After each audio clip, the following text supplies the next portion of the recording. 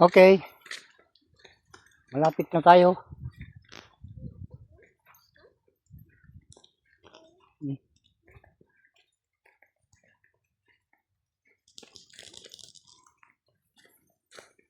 Malapit na tayo sa pinagbibiladan ng mais.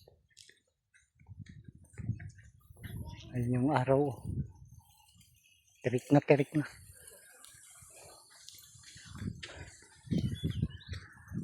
Okay. Ay, andun sila, mga kapatid. Andun. Ayun, dito ata yung mais.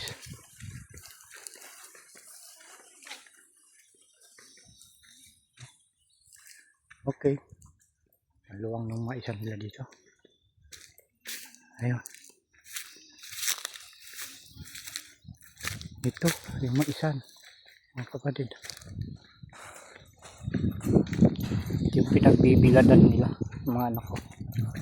Oh, yeah.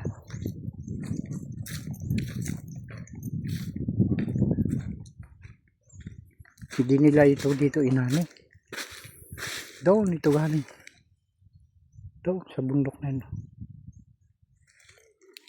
Pinahilapan nila ito sa kalabaw.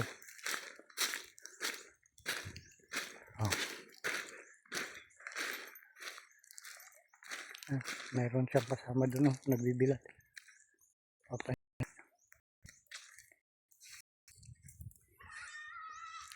Okay.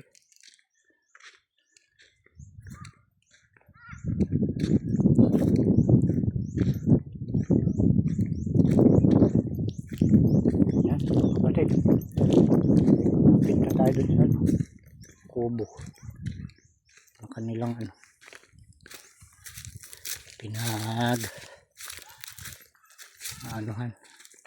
papahingahan ngayon.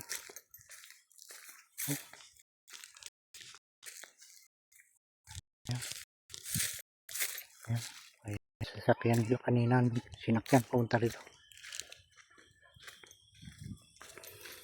Okay, malapit na. Oh, yan, gaganda mga nara dito, mga kapatid. Yan, yan pa yung hinihigaan ng nagbibilad na yun. Kung naman yun, puno ng santol. Ayan, yan pa, oh, nara pa, mga nara. Diba? Yan, oh, yung kandito jeep. Jeep yan, mga kapatid, na yung makina niya ni kalabaw. Ayan, oh. Makina, kalabaw ang makina. Ayan. Okay.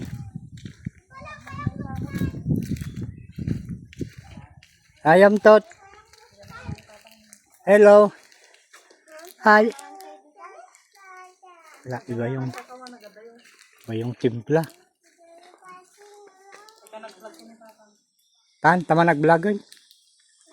Nagtuitiya mo mamayat. Ah. Adina. Aba, kakaiba yung panahon. Parang may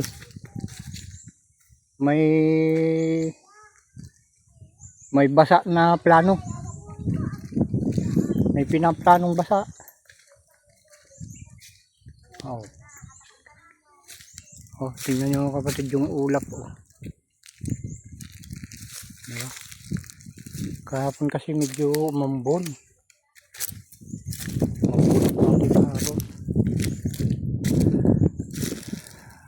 Sana huwag na ngayon. Patapusin muna yung bilad para hindi naman lugi ng mga bata sa pag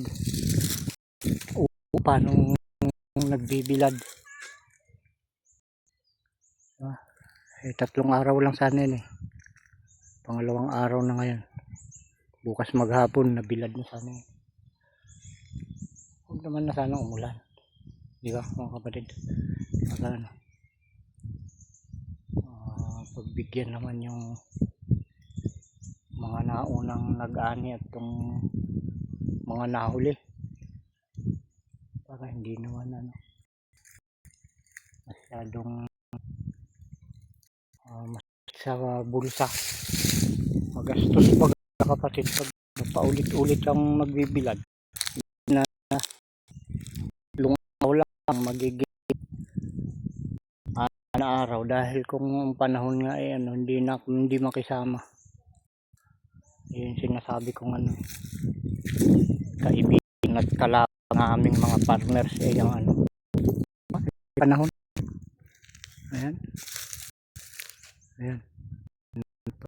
Panahon. Ay, panahong maulap.